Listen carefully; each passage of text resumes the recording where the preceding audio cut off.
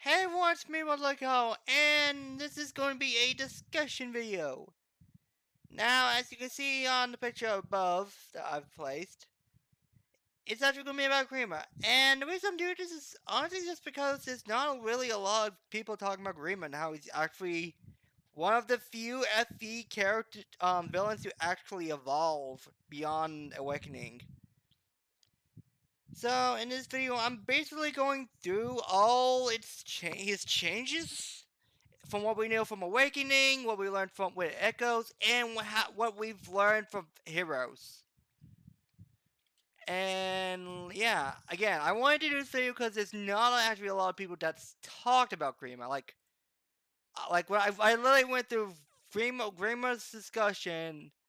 I literally typed in Grima, and literally this was all I found. Like I found like the one video talking about all the data found, like all the messages found through the Thebes ruins in Echoes, but that's it. Nobody's actually done a video about it. So it's like, you know what? I'm going to be the guy that talks about Grima.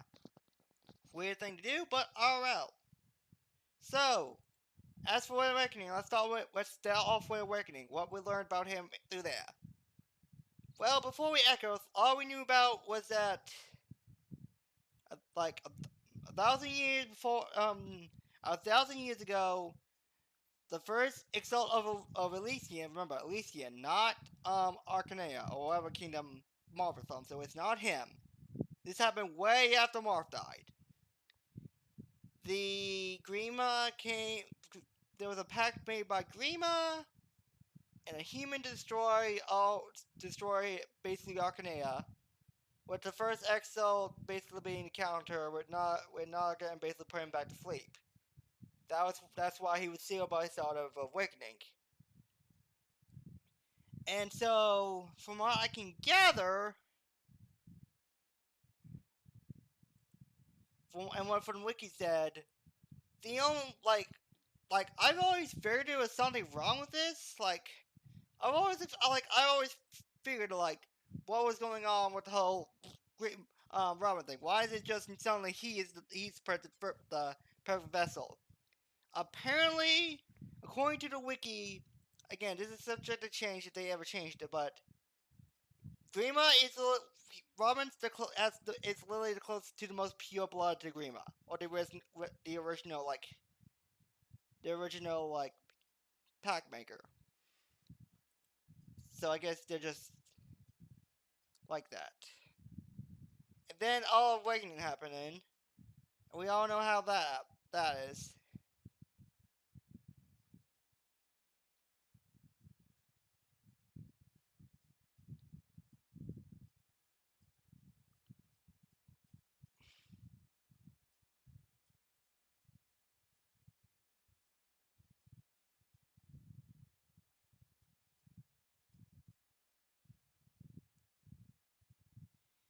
And yeah, that again, Awakening happens, Future Past happens, and we didn't really learn much in Awakening or any of the DLC.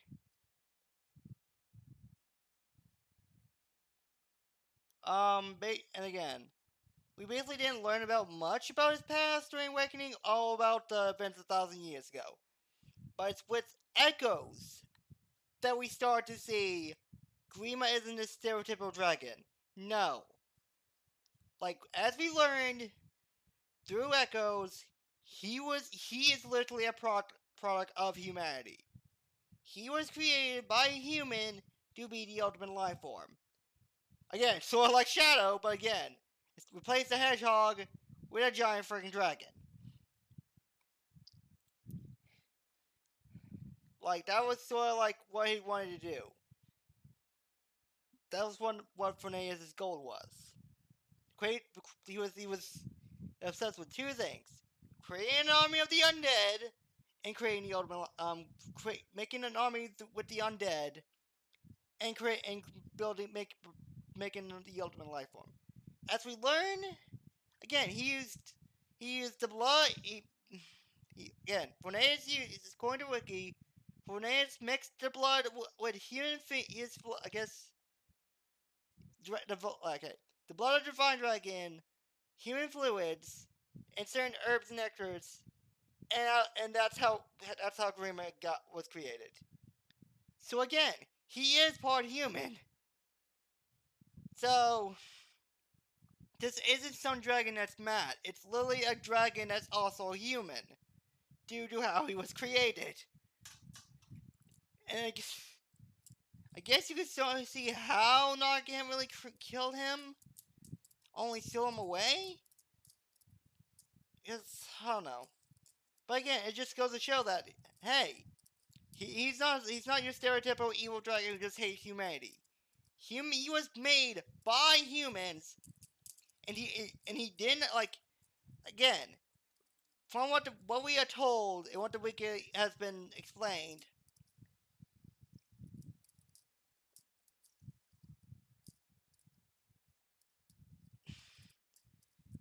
From what I can, from what I'm reading, well, like again, while Grima had dark and evil thoughts, while he was prone to some like rampages, again, he was a baby dragon who was also part human.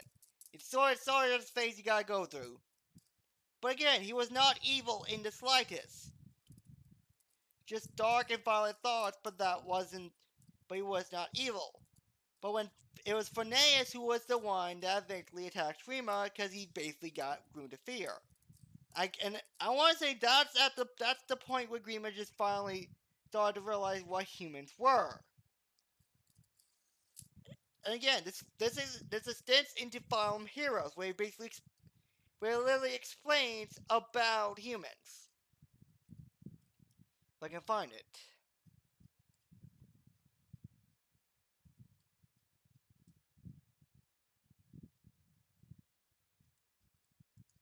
Yeah, here we go.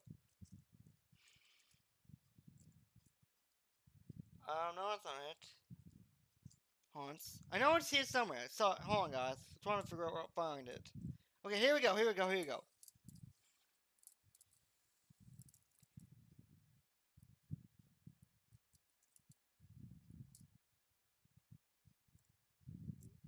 But yeah, he literally says that he hates humanity for their hypocrisy towards the gods helping them and then shunning them.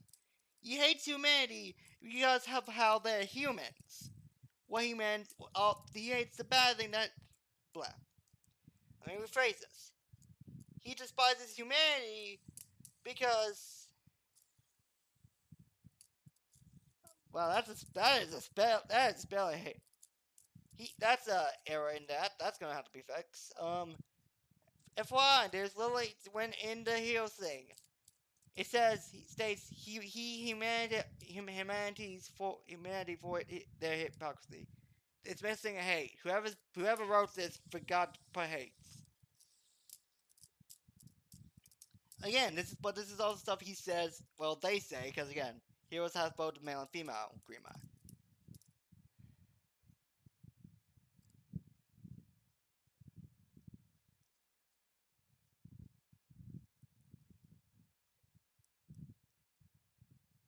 And again, it's like he literally says he is evil because that's what humanity wants him to be. They want him to be evil. He's just playing the role that he's given. And again, it's just like Grima is not wrong about humanity.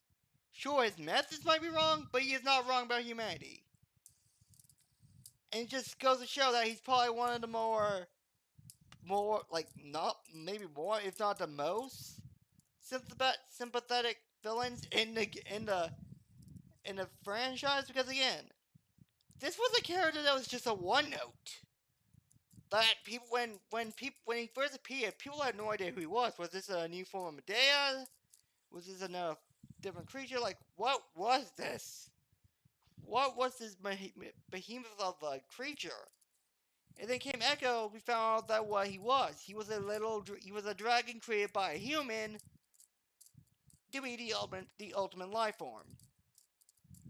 Oh, the perfect being, I guess, in better terms. Again, just goes to show that, like again, if they did this, and again, they've shown Like the writing team has shown this, and this goes back to the writing. Again, this is a little offbeat, but again, this goes to the writing team. They can in Warriors, they've shown they can make the freaking characters from Fates better. The royal families of Fates are shown to have better characters, more developed characters. Niles, Oboro, all these other characters have better character than the rituals. So they can write. It's just that I don't know. But again, I feel like this is something they need to do with other villains. Like Blackline doesn't need it, and Baku doesn't need it. But I know Anakos does. Because, let's be real here, Anakos was, again, sort of like Grim. I want a villain they needed to fill. They needed a final boss, so they just had this mystical dragon that came out of nowhere. Like, I feel like they need to expand on that. Expand on how and why, like, I guess they did, but I guess, yeah, actually in a way they sort of did. But again, I feel like I'm glad they did this for Grima. Because it goes to show that he was made by a human, and yet he resents humanity because of all the double standards. The hypocrisy, the selfishness, the self-indulgence, and the fact that, again, he's a representative of their own ugliness. Somebody allowed Cornelius to create Grima, and then when the people who were basically funding Cornelius got too scared of him and his project, they sold him away. And then Cornelius, afraid of his own creation, tries to kill Grima, but gets killed instead. Again, like, when going this tough, humans are going to choose to, like, Grima did not ask to be created. He just did. And then, yeah, all these people just despise him for no reason. Again, like, I guess I know, like, hold on, I'm trying to think how to say this. Like, I guess at the end of the day, it just goes to show the team can write good villains. It's just that it takes them a while to do so, which I feel like that's sort of bad. Because given enough time, anyone can make a bad villain good. So I just don't know. But yeah, that's basically it for Grima. Again, while this little we have gotten little information about him, I want to say little. There's only been, hold on, let me rephrase that.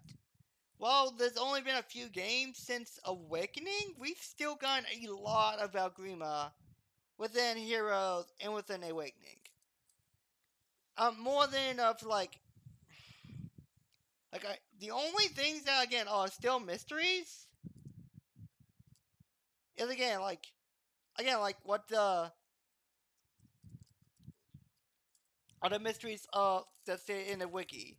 How he's connected to Dragon's Table when unless Awakening retconned it, it was meant to seal the degenerate dragons, which he cannot be affected by since he's also human. He's not full dragon, he's also human. They haven't explained how he commands the Dead Lords, or grants his minions the power to command the Dead Lords, but I feel like he can as well. Which, again, personally, I want to say that the Divine Dragon Mode he got, like Cornelius might have gotten, might have been actually Loftia's blood. Or a Divine Dragon connected to, like, we all said it's the Divine Dragon. A lot of people want to say it's Mila or Duma, hence why he becomes Dreamble, but I don't think that's it. Because again, by the time we visit Davies and Echoes, it's already in ruins. We know Mila and Duma was banished. I want to say after the Earth Dragons, and they've been minding their own business. So I want to say Thebes happened around the time genealogy after Holy War happens. If we ever get a, but maybe if we ever get an Echo's version of genealogy, maybe we'll be able to get more information and details on if that really is true or not. But as of right now, my personal theory is Grima has the blood of Lobtier. That's how he can control the Dead Lords. And that when he okay but this also begs the question: how does he control the Risen? Because he can control the Risen, but it's shown that maybe it's just a herb. Like I don't know. Again, there's still a lot of mysteries with Grima.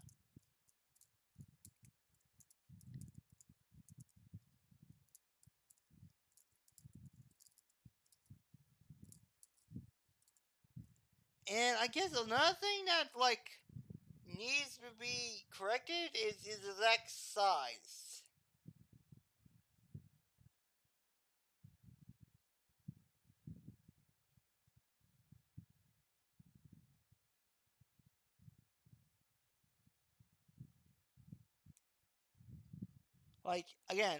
It's literally again, according to the wiki, his size is not really known. So I guess it's another thing we probably need to get answered is what's his official size? Because again, he's the size of a continent, but we need what's the exact size? That would be helpful. But enough rambling about Graham. I think I've done enough justice for him. For the one note villain that became something more. I feel like I've done enough with him. Again, maybe we'll learn more in the future, maybe not. But until then, that's it. Thank you guys for watching, and see you guys next time. Goodbye.